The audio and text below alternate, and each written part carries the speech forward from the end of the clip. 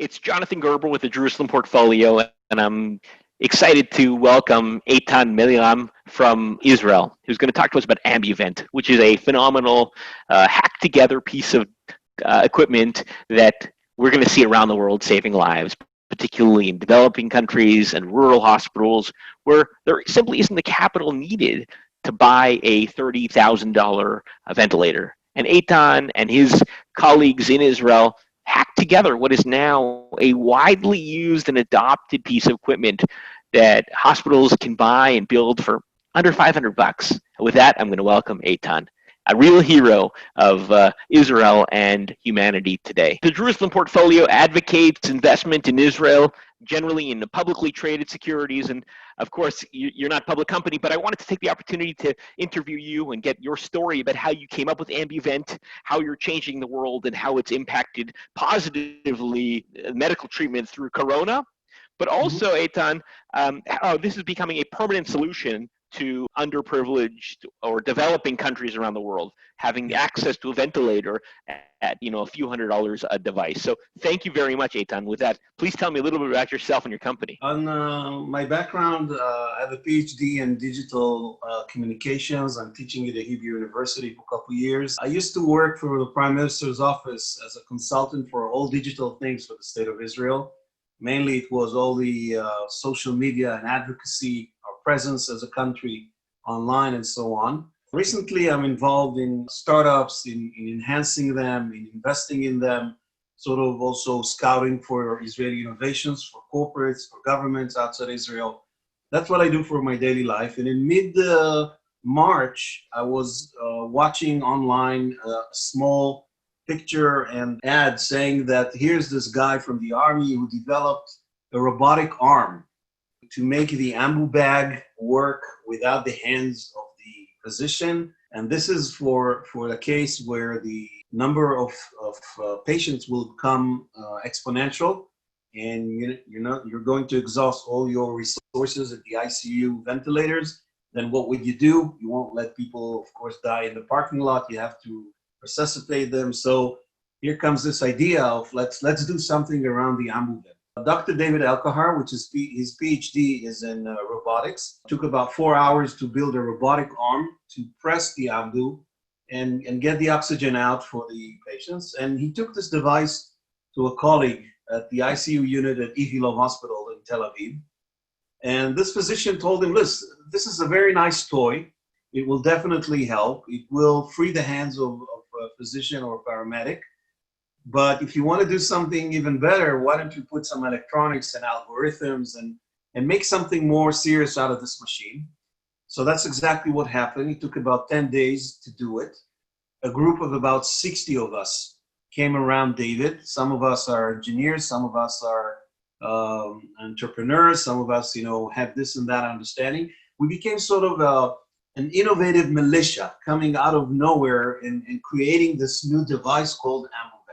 And this device is actually a ventilator built out of basically an Ambu bag that costs, what does it cost to make one of your devices now? Well, the point is like this. I think it took us more time to understand that, but our Ambuvent is comprised of very, very simple materials. It have a lot of versatility. It's versatile in the sense that you can build it from different type of materials. You're not locked to just one specific way of doing it or constructing it. If we mass manufacture it as we want to do, the cost is going to be under $1,000 and very close to $500, and it really, really depends on the level of scaling that we're going to go. How much is a normal ventilator from some? Yes. We came to learn that the next level of ventilators are around the $6,000, $10,000. Wow.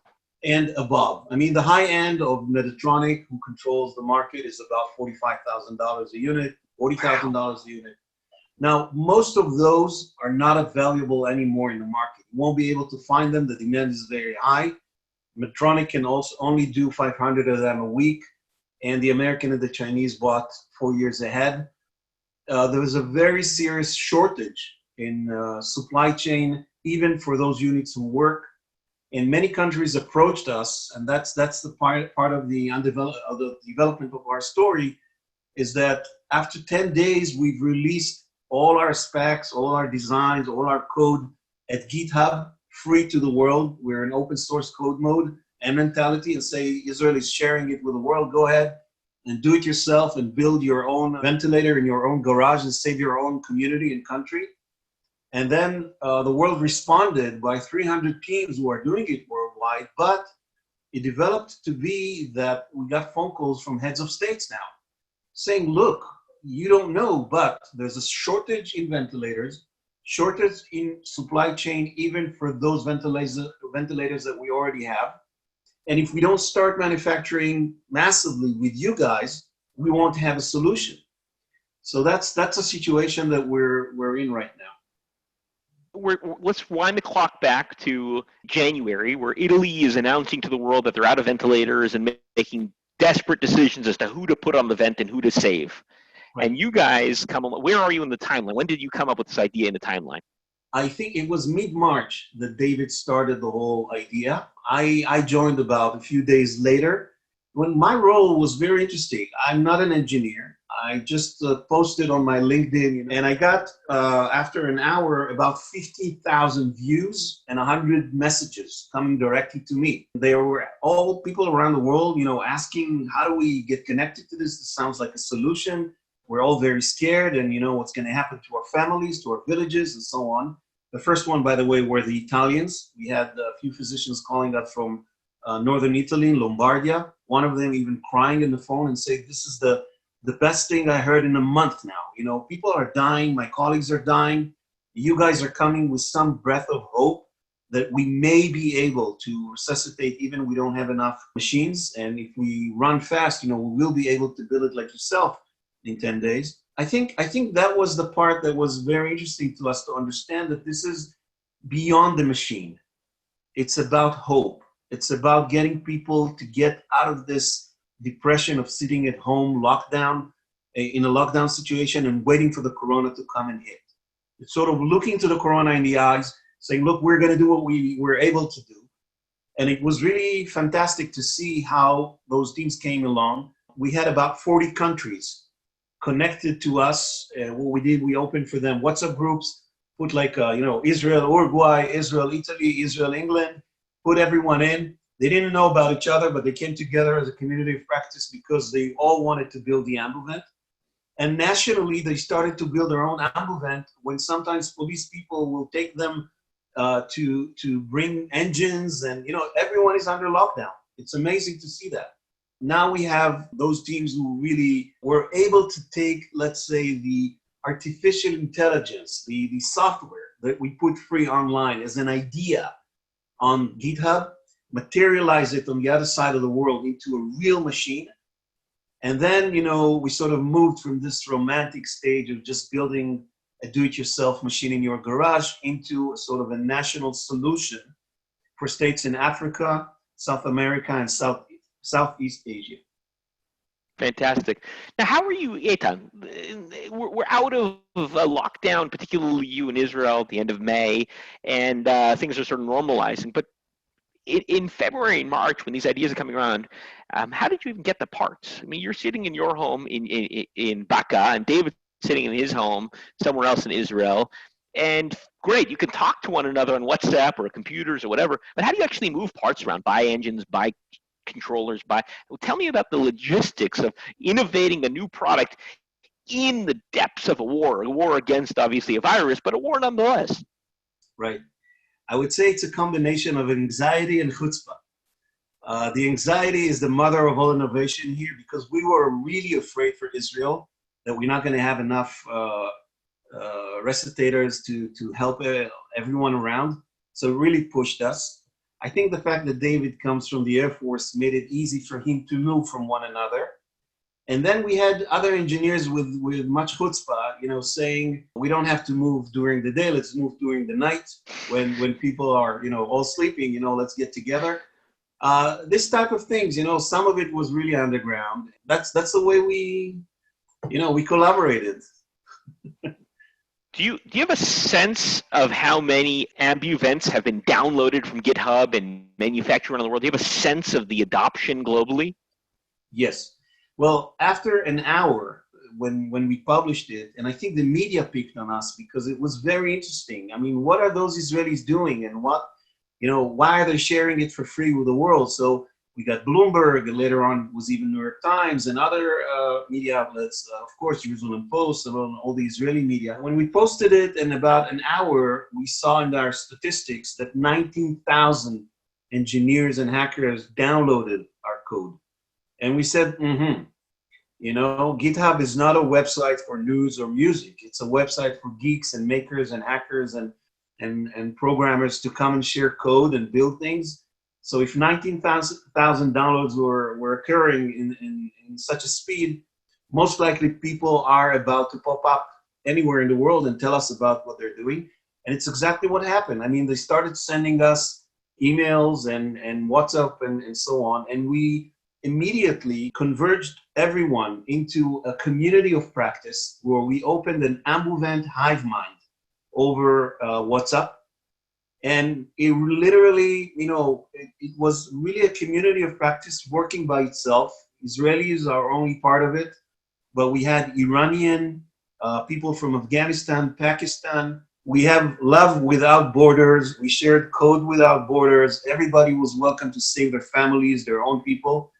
It was really phenomenal, still phenomenal to see it. I mean, this community still exists. I understand there was adoption from even countries like Malaysia, which is generally not a country that has diplomatic ties with Israel or good relations, but yet in times of need, you and David were able to save the Malaysian population by providing necessary events. Tell me about that. I'll tell you again, I think we still have to prove that we saved, but I think we gave a breath of hope and direction to it.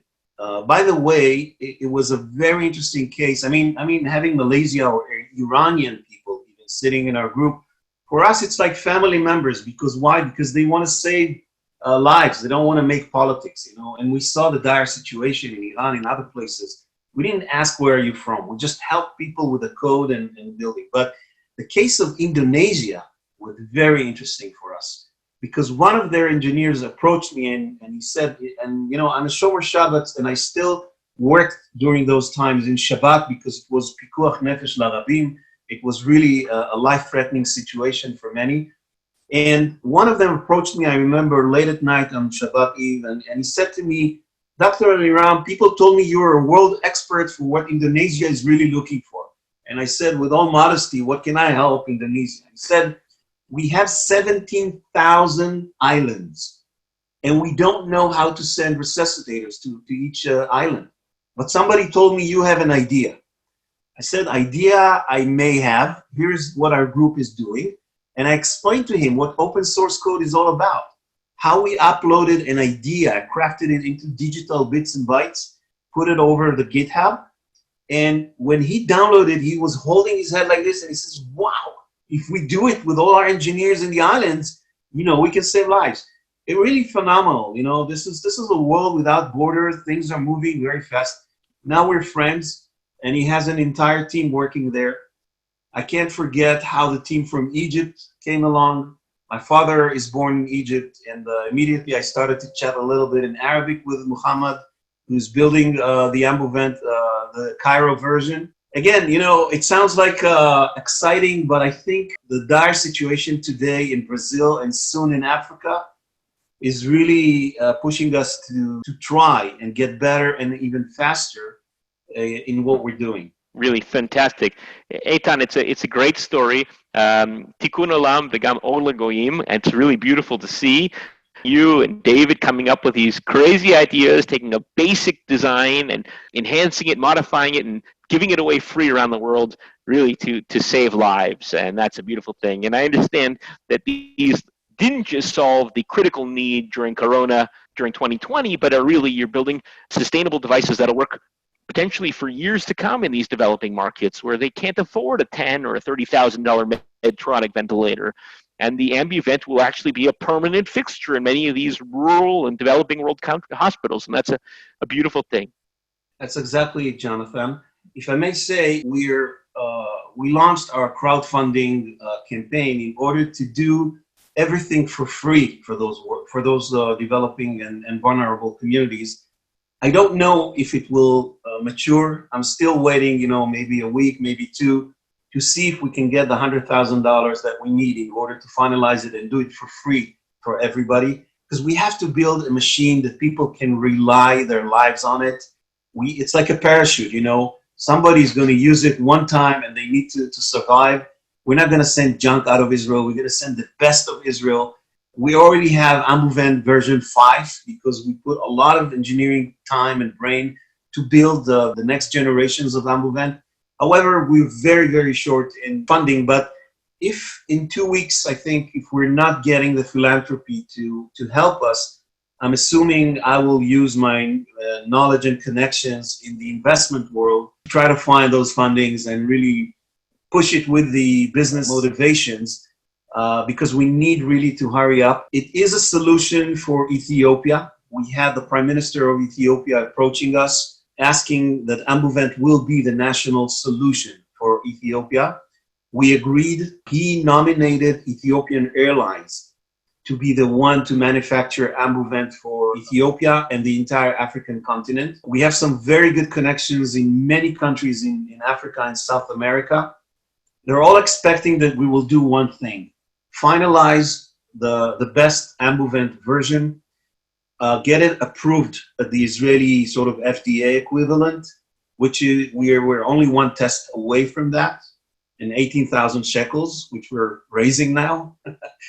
And once we do that, all of them will rely on the Israeli approval, as they know that Israel is very strict in Dushat HaChaim, how precious human life is, and they all accept the Israeli approval as fine for them. And hopefully, with that, we will be able to send master devices to those countries so they can replicate it as much as they need and as much as they want for free, and then deploy it in hospitals. This is what we're hoping to do. If we find a way to do it with philanthropy, it will be the best for us. You can look at our ambovent.org. We've set up the entire information for those who really wants to help us building those master machines. If the situation is such that philanthropy doesn't work these days as easy, because people are in aniyei ircha kodmim, people are very much under anxiety and really care for the local community. Some of them don't have the capacity to help Africa or Brazil. Fine, we'll take it where the world is leading us, and we'll go into the impact investment or other investment and make it right. Beautiful. תודה רבה וחג שמח לך, איתן. Thank you very much, Jonathan. Thank you.